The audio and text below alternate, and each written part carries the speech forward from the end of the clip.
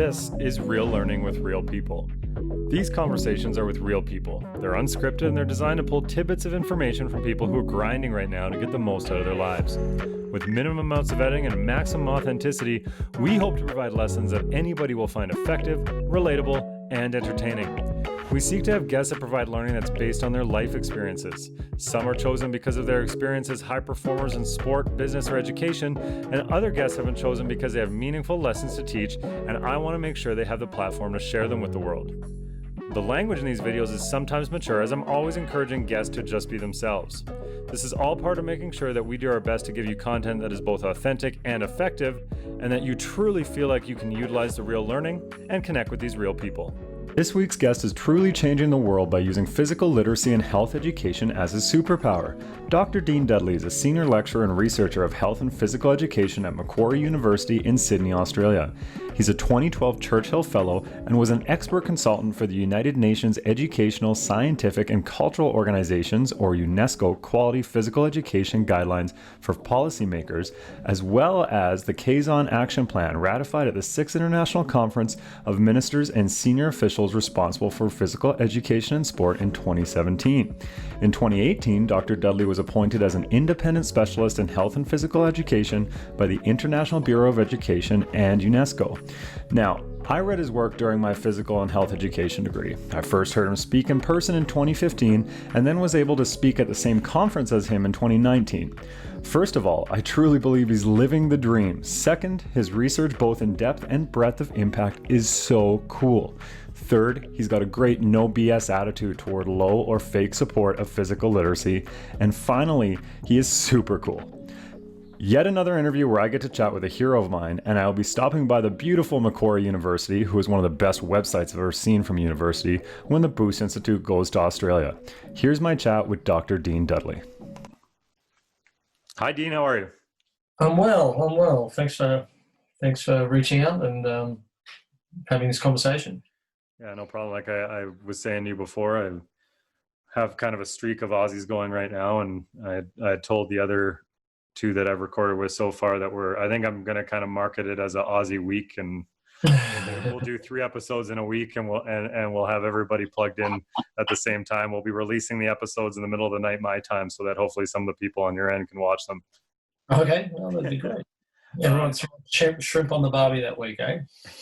I literally just made a video of me lip syncing to Jim Carrey in Dumb and Dumber when he has that scene. I just made that for my girlfriend the other day. But anyway, I usually don't like to beat around the bush too much on getting right into it, because it's supposed to be a lot more of you and a lot less of me. So I like to have my guests on the show talk a little bit to start, just about their upbringing, siblings, parents, and really what your young life was like that built your framework for learning and growth today. Interesting question. Sort of the son of a stay-at-home mum for most of my life, and my father was a non-commissioned officer in the army. So growing up for me was quite transient. You know, we lived all over the country, or wherever Dad's work took us. So I was educated in several states. And you know, as a kid, I was one that I actually really thrived on it, and probably more so than my 2 younger brothers. So I'm the oldest of 3 sons. My parents are the most amazing people. My dad retired from the army, but he's still working up until this year, and he's with the New South Wales Police Force at the moment. My mother, when we finished school, when I finished high school, at least, she got back into the workplace and she worked as a childcare worker. So I kind of always describe my mother as the professional mother. She's when she quit caring for us full time, she went and cared for other children and or other people's children, and when she's always worked in some really disadvantaged kids. So I do draw a lot of strength from my mum. She's always been a very nurturing person, very selfless. And my father, you can imagine, he was quite, and still is, he's very firm and disciplined in his upbringing of us, but also and always has your back. You know, he would have us solve problems ourselves and stand up to bullies or confront teachers or school or issues that we had at school, or even, you know, in the wider community first. But he was always there to pick you up when you just couldn't do it anymore. So it was kind of nice. It was almost like you had this big bully that would stand over your shoulder, who you knew if it really got bad, he was going to intervene. Or if you found yourself in a fight and you found yourself on the ground, you knew that was someone that's going to pick you up, take you out of it, and rebuild you. That's really my father, and he's quite a stoic man. But it's interesting. I have two daughters now, and he never had daughters, and a much softer side of his personality that I never experienced growing up is very much the front of him now. So, yeah, my parents are still together. Been married for over 43 years, and it's their 43rd anniversary today. Actually, what am I saying? Yeah, better call them. It was timing. So they're amazing. They were always amazing people, and we grew up with not having a lot as kids, but Mum and Dad always made, you know, birthdays and Christmases really special. Now, I had a father from a very large family, a mother from a very small family in a broken home, so we were very much attached to my dad's side. I had lots of he was the youngest of 8, so my elder aunts were more like my grandparents, who I lost very early in my life. But I had a very close connection to my grandmother before I lost her at the age of 10. But those roles were really quickly assumed by older aunts. Right. We had a great childhood. I was the first in my family to go to university, which was, I was a bit of a hallmark, I think. I actually joined the army straight out of school, and attended an officer training establishment here in Australia, which to my dad's sort of pride and disgust simultaneously. He always had a distrust of officers, and very quickly put me in my place as a young officer candidate. Yeah. I always joke that his retirement from the army coincided with my impending graduation date, because there was no way he was going to salute his son. So I have a wonderful family now, 2 daughters, and an amazing wife who's an English teacher who I met at my first teaching appointment. So when I graduated from uni, we've been together for coming on 18 odd years now. So cool, good times. Yeah, and you went down this road a little bit there for me already, but I ask all my guests you can pass if you want, but I think you did already kind of answer it, and that's, if you had to describe your parents, we'll do Mum first, in a word, what would that word be?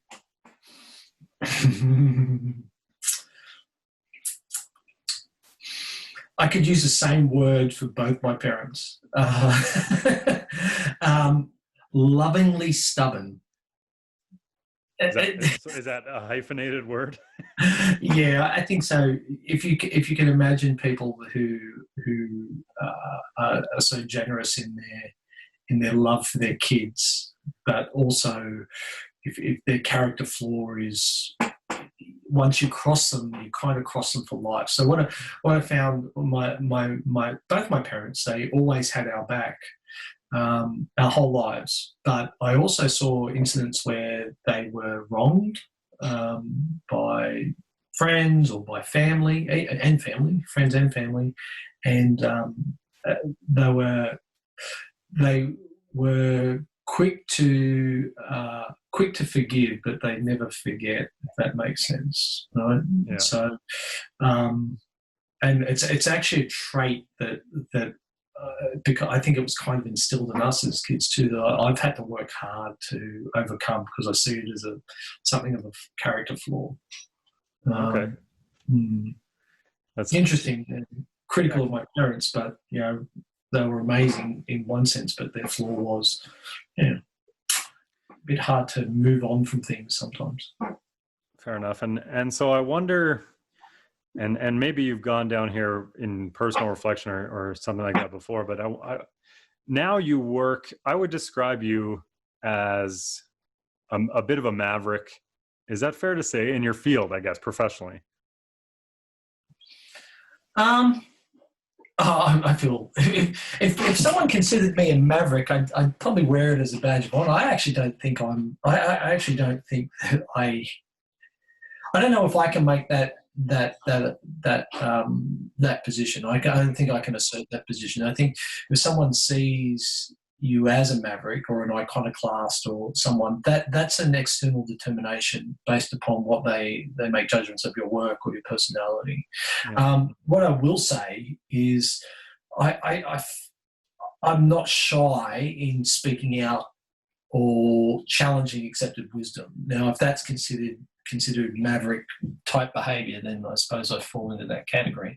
I don't accept many things on face value, and even less so when it comes from a position of power.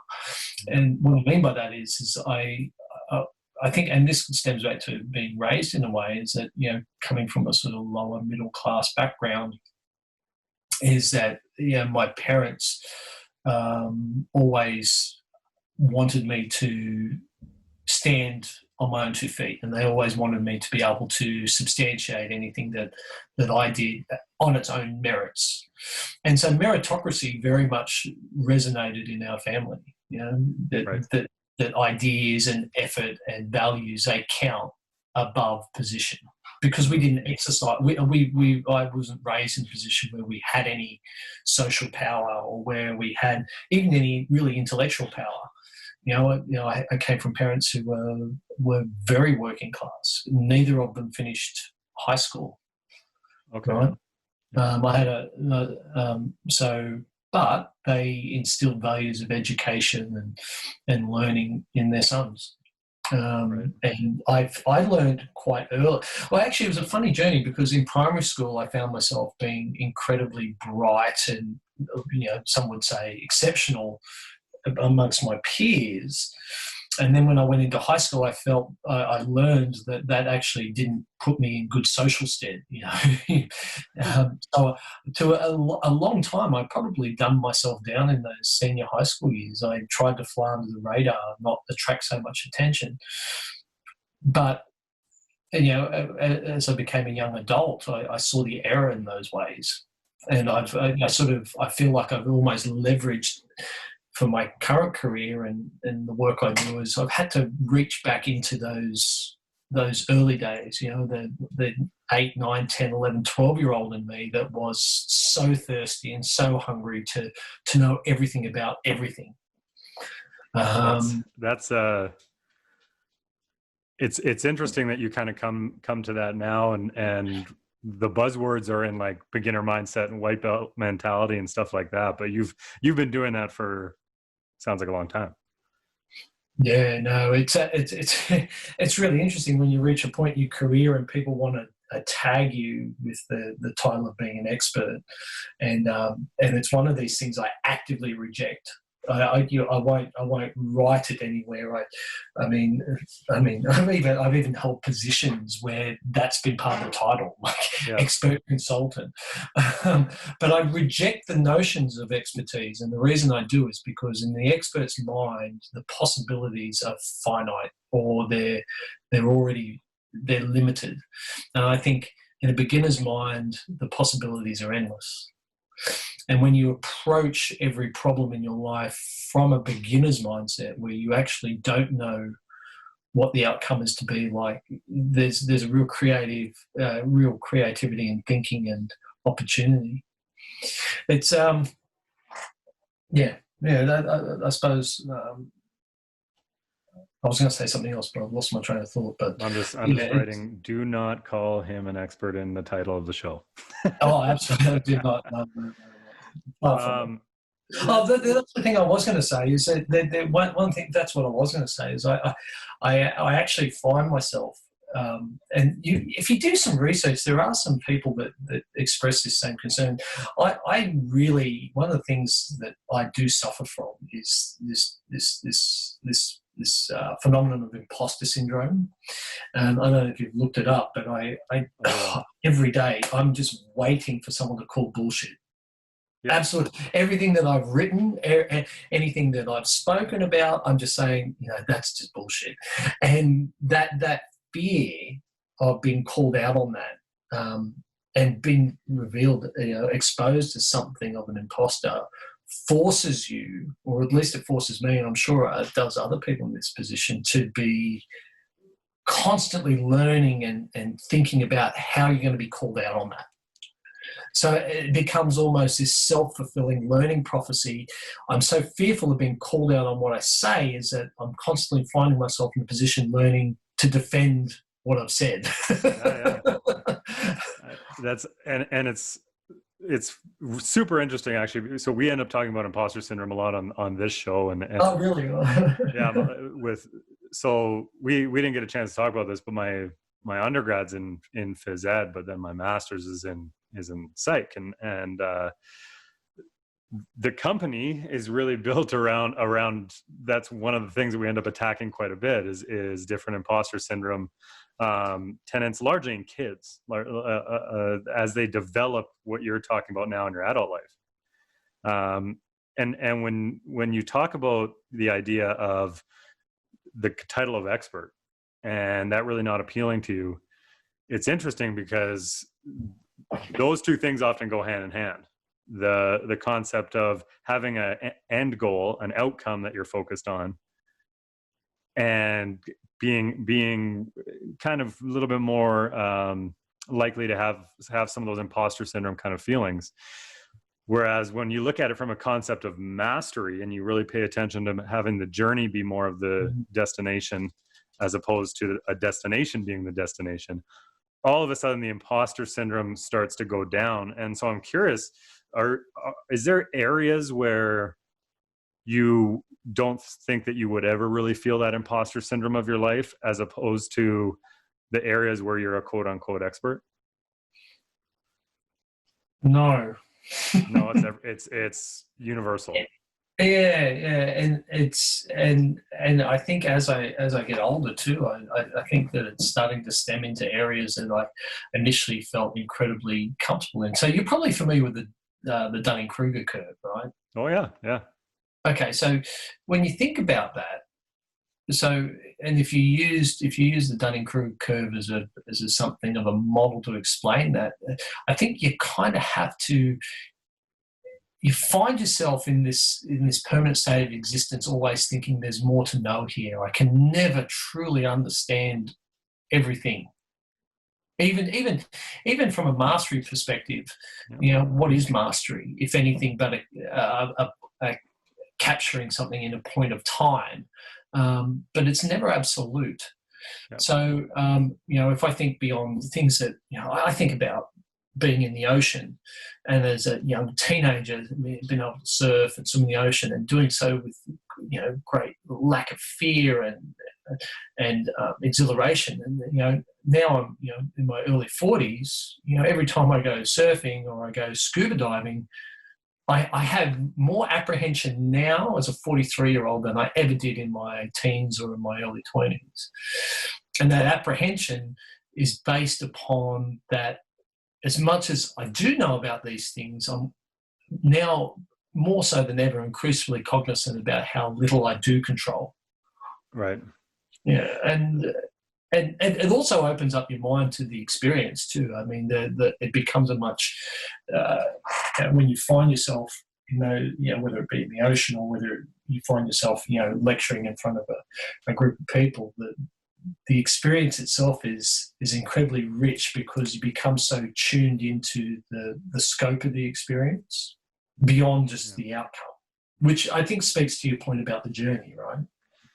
Yeah, and that it's interesting that you bring up Dunning-Kruger, because it really, depending on how you interpret it, it really could be mastery based, or it could be mastery defiant. Like depending on the interpretation, it can actually kind of argue the point, or it can support it. And I do believe that the concept of mastery is placed in the present moment. That like when I think about mastery, it's designed to be mastering now. There's no such thing as mastering what's coming, and there's no such thing as mastering what's happened. I think I could subscribe to that notion too. I think it's a single point in time. It's a capturing the moment in time. Yeah, and it's dynamic. It's not stagnant. Totally. And I think that's how many people who are high performers, and we talk a lot about relative high performance, as in a mother of 3 kids. She's got a version of her day, her hour, her minute that is high performance. Does LeBron James see that as high performance? Maybe not. Mm-hmm. But could he do the same thing? Probably not.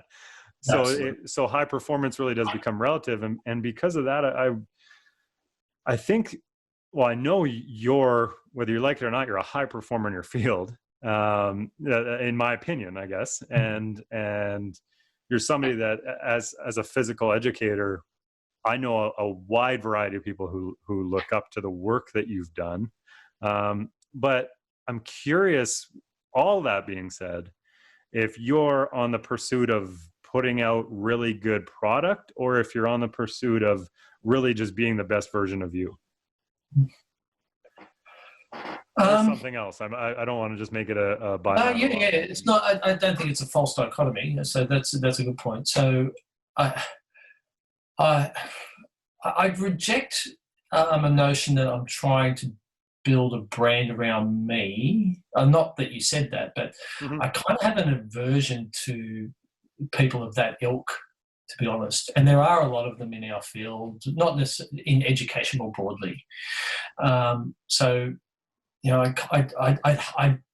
if people saw that, or people perceived that, I would probably take that as a fairly harsh criticism, which is something I need to reflect on and change my way. So what I would say is that I'm incredibly apt to working as intensely as I can on what's immediately in front of me, but by staying attuned enough that sometimes there'll be something bright and shiny in the peripheries, and I should be able to seize that opportunity or move towards that as the moment dictates.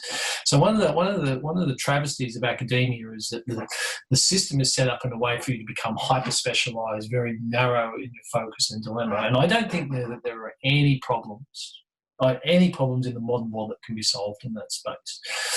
So what I like to connect myself with is people outside my field. I mean, if you look at some of the authors that I work with, and I look at some of my greatest colleagues, you know, some of them are sociologists or pediatricians or exercise scientists or English professors.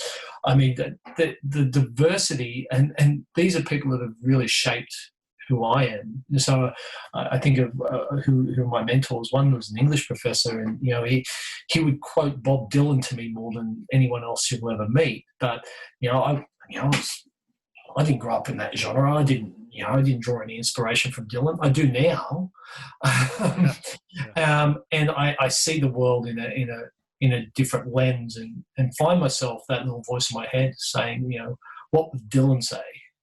And geez, I'm a physical educator. Why am I drawing down on a 1960s icon?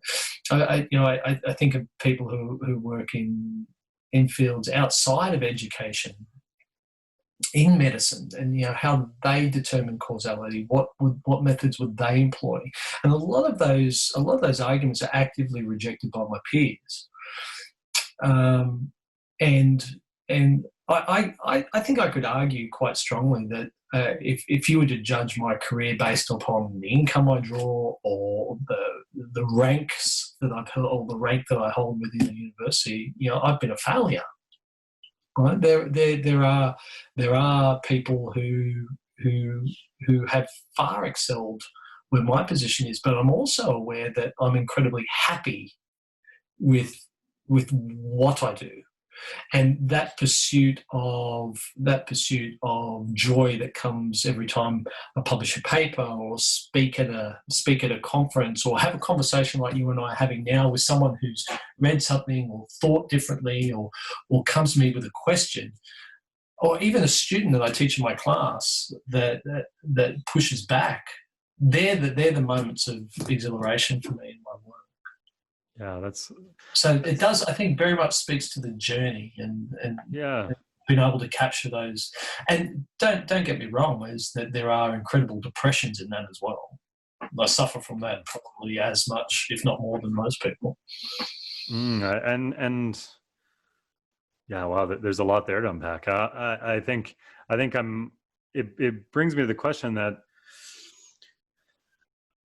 do you feel like you are a physical educator and a researcher, author, whatever other title maybe that you've held or do hold, or do you feel like those are things that you do? They are things I do. Yeah, and I don't identify as one thing. Oh, quite the opposite. I have a short attention span.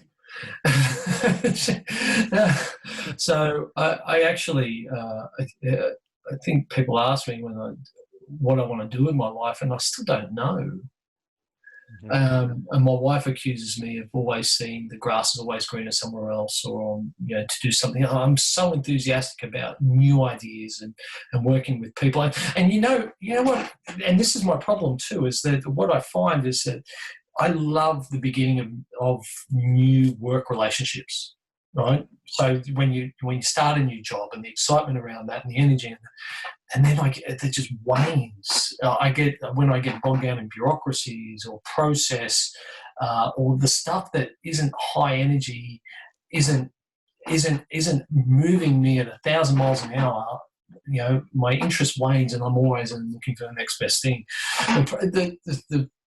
The good thing about that is that the relationships that do last longer than, say, 6 months or a year or even 2 or 3 years, and I've seen some of them flourish now. So people like John Kearney, who you're probably familiar with, I have a tremendous friendship with him, and the English professor David Baxter I was talking about before. As these are people that I've surrounded myself with, that every conversation and every endeavour is new and fresh and exciting because it's contentious. It doesn't fall into the rigmarole of just follow the bouncing ball because this is a pathway to success. It's actually an active trying to manipulate the now, if I can put it that way. Yeah, I like that. And one of the frustrations with academia is everything that we do in this, and I love universities as an institution. I think they're one of the most powerful constructions of mankind. But they're so slow, and I'm so impatient. So, if you could define it in a sentence, the active manipulation of the now. Yeah, that's unreal. I think I'm going to hang on to that one. I might make it into a T-shirt. I'll give you royalties if I do. I've actually never said it before, so you need to take some credit because you provoked it from me. Hey, so that brings up a really interesting question. So every once in a blue moon, I've said something, whether I'm speaking publicly with the company or whether whether I'm coaching basketball at the university or teaching. Every once in a while, I say something and I'm like, "Wow, that was pretty good." And my first thought is, and I'll usually say it out loud, that couldn't have been me. Like, I must have read that somewhere and I can't remember where it's from. That wasn't mine. So coming back to the imposter syndrome thing, I wonder if you ever experienced that where and maybe it's with your own work, like the works that you've published, where you say something and you're like, "Oh, I might have taken that from someone." Yeah, no, and I absolutely. So there was a thing on Twitter a number of years ago where someone asked, they wanted you to lay out the books that you had read that had influenced your life, and I can essentially narrow down my life philosophy down to about 6 texts. Okay. And anything that I've written, I feel like I've essentially stolen their ideas and modernise them. So there's a cliche, if you steal from one person, it's plagiarism, but if you steal from many, it's research. Yeah. Right? And even early on in my career, in my teaching career, before I became an academic, was I'd see these edu brands, people who were building a company or a product or a philosophy, and I was able to somewhat whittle them down into, surely this is just a reiteration of a text that dates back couple hundred years. Yeah. So much so I actually did it in I was a first year out teacher, and we had some professor who will remain nameless come and speak at the school, and was putting forward this great classroom management strategy. And I turned around and said, "Isn't this a rip-off of Sun Tzu? Surely I've read that, Art of War is one of the, you can imagine being a soldier. It was one of the books I read I think I was 13 when I read it for the first time. And it's been one of those books I've always retracted to philosophically. And, I basically called this professor out and saying, essentially the steps you're putting here are no different to what Sun Tzu spoke about conflict. So do you want to talk about that? I think his reply was, well, I've never read that book, so these are all my ideas. I went, okay. Yeah. Well, I think I find the academic world to be a little bit, because for a while I thought I wanted to be a researcher. And you can ask the first master's I started and didn't finish, and my advisor out at Laurentian University in Ontario about that, because I definitely was not cut out for I think what you're talking about was very true, where at the beginning we're doing child health research. I was so excited. We were in the schools, and data collection was really cool. And there was a big power number, really strong power number in it. And we had a really high N value, and all these things were exciting to me, because and then again, that 6-month mark or 8-month mark, I was like, oh, where's I need a new spark. I need something. And sure enough, I think we dragged that thing on. It was about a 3.5-4 year master's. I ended up not even finishing that one.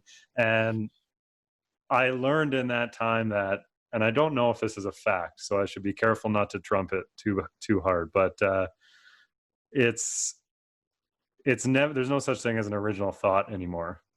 There's just been statistically, and it was a statistician who argued this with me, statistically, if the average person averages this many thoughts per day over a lifetime averaging this long, and there's been this many people in history, there's no way we could have an original thought. My response to that is, that's assuming a static brain, that everybody's brain starts the same and ends the same over a lifetime. It's also assuming that thinking occurs in the same place in history. Right? Well, that's exactly what I mean. Because you would argue that any knowledge is, any thought is based on context or driven from, a context. So are you therefore working from the assumption that all contexts are shared or understood? Yeah. My argument would be no. No, and I would side with you. And I've met and talked to people who fall on the other side of enough that I still think about it often, because even something as simple as this, we could both. So I'm sure you're familiar with Schmidt and his texts on skill acquisition and motor learning and that kind of stuff. So that drives a lot of our work as well. And if we both read the second version of his original text, and then we talk about it on here, well, your demographic status and where you're literally sitting right now and where I'm standing right now is all going to create slightly different, and maybe not even noticeably different thoughts in the moment, but they are different.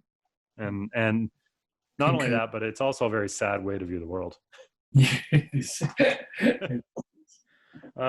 You said earlier, and I'm interested about this because I think I experienced something similar, but I want to make sure I'm not putting thoughts in your head or words in your mouth. And that's that you said those same things that get you really excited and get you and kind of you really get up for when you're really investing in something. There's a shadow to that as well, and there's some depressions that come with that, and some other sides to that. Can you describe that a little bit for me? I think it's probably got more to do with the personality trait. I mean, if I do a very simplistic comparison, I find my wife, for example, is I'll say she's much more emotionally stable than I am, and she's able to sort of maintain a genuine level of enthusiasm. And she definitely has some really great peaks and some lows in experience. But when I benchmark my emotions around anything, I find that there's much more variance, the peaks and troughs. So I can go from things that are exuberant in my mind and in my experience that I have trouble containing, even physically, right? Like the sheer emotion and it just gushes from who I am in the moment. And anyone that knows me that has been privy to that would see it. But then I don't necessarily share the shadow, as you called it. My wife sees it, and she sees me fall into a sense of self-doubt and frustration and manifest and anger, and there's a whole bunch of sort of emotions that manifest with that, and so much so is it becomes a downward spiral. So I'll see something of a narcissistic behaviour manifest in myself, and then I become more depressed because I'm observing or I'm cognizant of that narcissism, right? Because I identify it as being not the person who I am or not my best self. So sometimes it does take a real active intervention by people that you trust. My wife is probably the key person in that, but I mentioned those people. Like I said before, people like John Caney and David Baxter and those sorts of people who I've surrounded myself with. That when I do find myself in those pits, a conversation over a beer or a wine. Somewhat, they're great actors to really pull you back to a place of reality that you haven't built up in your own sort of existence. Yeah, it's interesting. Sometimes self-awareness can be an enemy too, and I think that the ignorance is bliss. I mean, look at the current political situation. I mean, there are days when I wake up and go, "Gee, I wish I was just stupid." No, legitimately a stupid person who would just all this turmoil would just wash over as with pure ambivalence. I think there must be just something glorious in living a life that way. But I also think that there is something beautiful in and something incredibly profound in being cognizant too and being attuned to it. It's just not being overwhelmed by it. It's a tricky thing. Yeah. Kind of continuing with the theme of people that we steal from or have researched. Jung is really interesting to me in the sense of self-actualization and trying to pursue that journey. Because anybody, as soon as I talk about Jung and I say pursuing self-actualization, people get a little touchy, but it really is pursuing the journey of self-actualization in my mind. And I often wonder, when you think about some of the people that went a little loopy near the end of their lives, who were really smart people, and it's all anecdotal, I guess, but people like Einstein and anybody else that you might think of, I wonder if it's because they had actually kind of gone all the way past that self-actualization, and they were just seeing, in my head, self-actualization is the pursuit of trying to see as many colors as a metaphor as possible. So if I'm looking to continue on the journey of self-actualization, it's really just about adding the ability to see a broader prism. And I wonder if at some point there's another side to that, maybe a shadow kind of to that, where we can't just be like our dogs or anything like that anymore, where everything's always great. We're too aware, too present. There is, and there's a burden.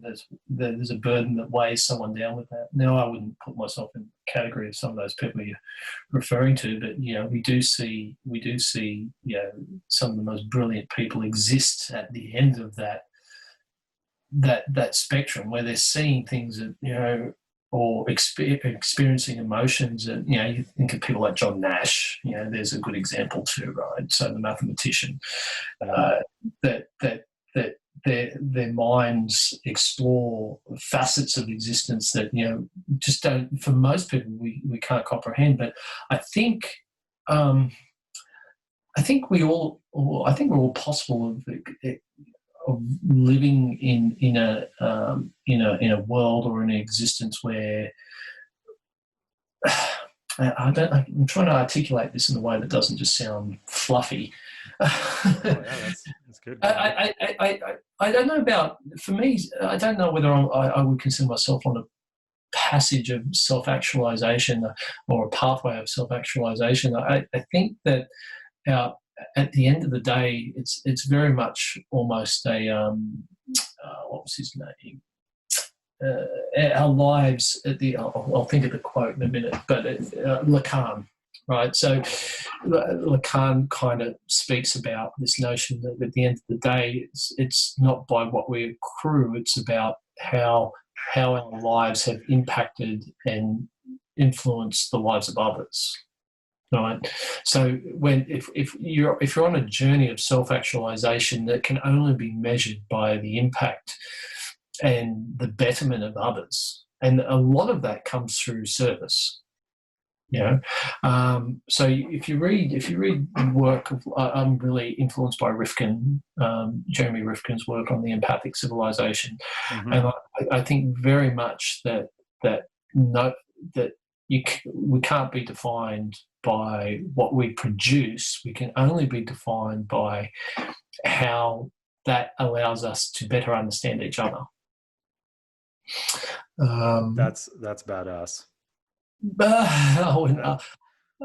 So yeah, so to some extent, I would refute that anyone's life, you could achieve what you perceive as being, your end game, or your best self, but you can't be the judge of it. Yeah. That's an externally derived. That's an externally validated variable. Very, very much in line with the idea of an expert. Right? Like, honestly. Potentially, yes. Yeah. So, be wary of someone who calls themselves an expert, but if it's externally defined, maybe it has validation. I don't know, but it doesn't mean I like it anymore. So, no, I think. So you don't get away with using it just because you put it in that context. I love, and I guess it's a perfect spot to kind of wrap up, just because I love when somebody that I respect, because as a coach and a teacher, service is at the center of my philosophy. And so I don't know if you noticed, but I feel energized by somebody like you saying, like, coming back to service. Like, I think, and it's interesting to me because the amount of times that we work with teachers or we work with coaches or kids, and you say that to them, like, at the end of the day, my main focus is making sure that I'm of service to you, the students or the players or their clients. And they don't know what that means. And that's nothing against them, but they've just never really tried to think about it. And so I guess maybe a really good way to kind of wrap up, before I ask you the two really hard-hitting questions that we end with, is, what does service mean to you?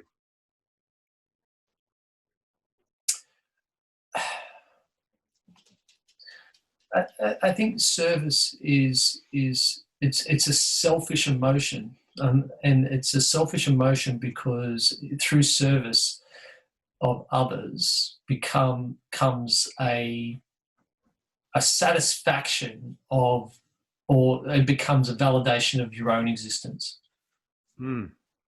Right. So service isn't, when you look at the literature around things like passion, quite often people will say, you've got to speak to this person, Dean, because they're passionate. When you read the psychology of passion, it manifests in two ways. The first way is literally around service. So I'm passionate about an idea or a concept or a scheme or whatever it is because I see it in the betterment of others. And when you serve others, there is an innate self fulfilling satisfaction that's filled, right? It gives life meaning. Yeah. But unfortunately, like all things, it's a bit of it's dichotomous in the regards that it actually has something of a dark pathology. And the other side of it is that people who serve, or people who are passionate about an idea, do so to exercise greater power within that scheme. And what I mean by that is, I'm more passionate about this idea, I've done more service to it, therefore I own it more than you do. Yeah.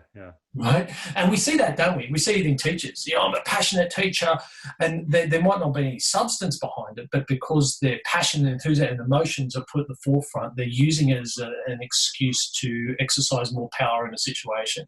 And then you see on the other side of it that people that just take an innate satisfaction from seeing others grow and flourish. Yeah, and for those, and it's not a stagnant state either. I think people can be prone to both.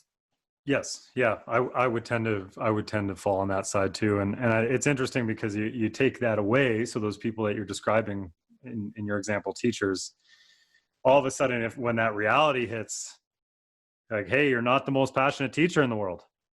That's because it does hit. Eventually, they go to a conference if they're at all interested in pursuing growth and stuff like that, or they take a course, or at some point, it's like they meet someone, or they listen to someone, and in their internal dialogue goes like, oh crap, this person's more passionate than I am. So what do you do in that situation? Do you ratchet up your passion, or do you actually substantiate it with something deeper, something less superficial? Yeah, exactly. That's perfect. That's really tight. I like how that tied up there. To wrap up, before I ask the hard question, though I have a feeling that for you it might not be that hard. Is there anywhere that people that people would go to follow you, social media, website, anything like that? Yeah, I'm on Twitter, but I'm less active on it nowadays. I tend to be more voyeuristic. Early in my career, so it's at Dean Dudley, but early in my career I was very heavily provocative in that space. I've mellowed in my age like a good Shiraz, but I definitely like to use that medium. I'm on LinkedIn, but that, again, it's a professional sort of space that people reach out in. I'm doing some media. There's more mainstream media, op-ed pieces in newspapers here in Australia, and this sort of work too. I'm finding myself doing more podcasts and more sort of interview kind of dialogues that I actually really engage with. I think they bring a personality to the words that find themselves on the pages of a book or in a journal article. And I think they're actually, and congratulations for being able to host this, because I think it provides people like myself that medium. Yeah, well, thank you for that. And honestly, we try to be extremely data driven as a company. That's one of our core values. And honestly, part of that data driven aspect is that our guests on this show are our data. We drive a lot of our training and a lot of our stuff with what we take from these conversations, because they get transcribed and we have keywords and we pull from that. And this many quote unquote high performers reference this many don't, this many's parents talk about this many don't. And so I would agree with that a ton, is that these mediums are ill explored and their potential is still unknown, but pretty exciting. I'd agree. The last question is just, if you had to give advice that was kind of blanket advice that anybody could use on how to best approach learning and growth, what would that be?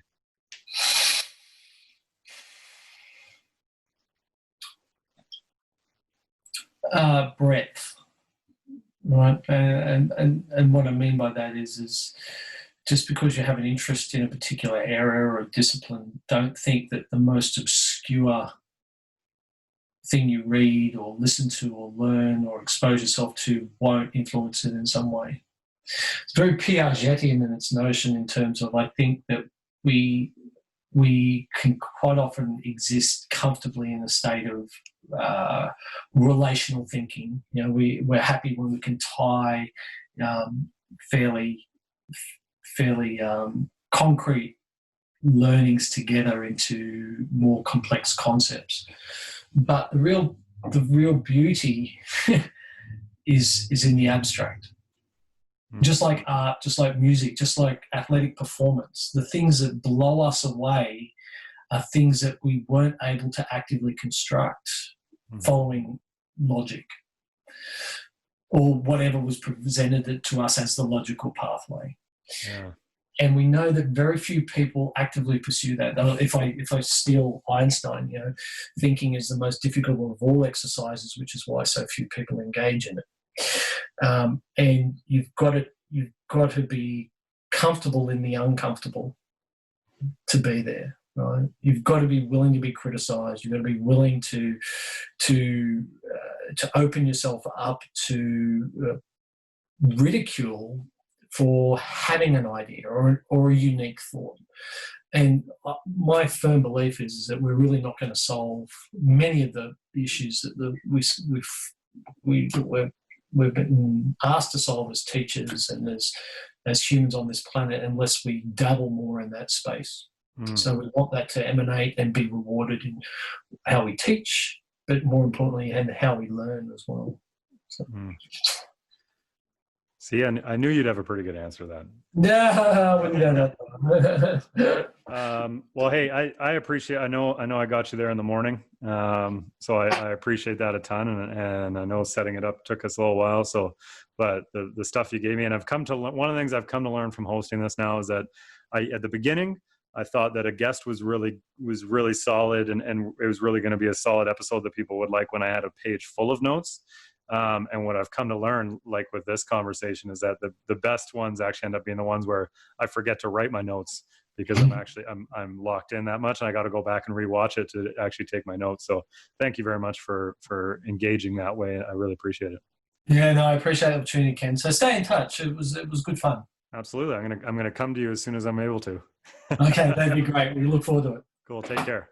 Good to meet you, mate. Take it easy. Make sure you subscribe wherever you get podcasts or to this YouTube channel to hear our weekly episodes.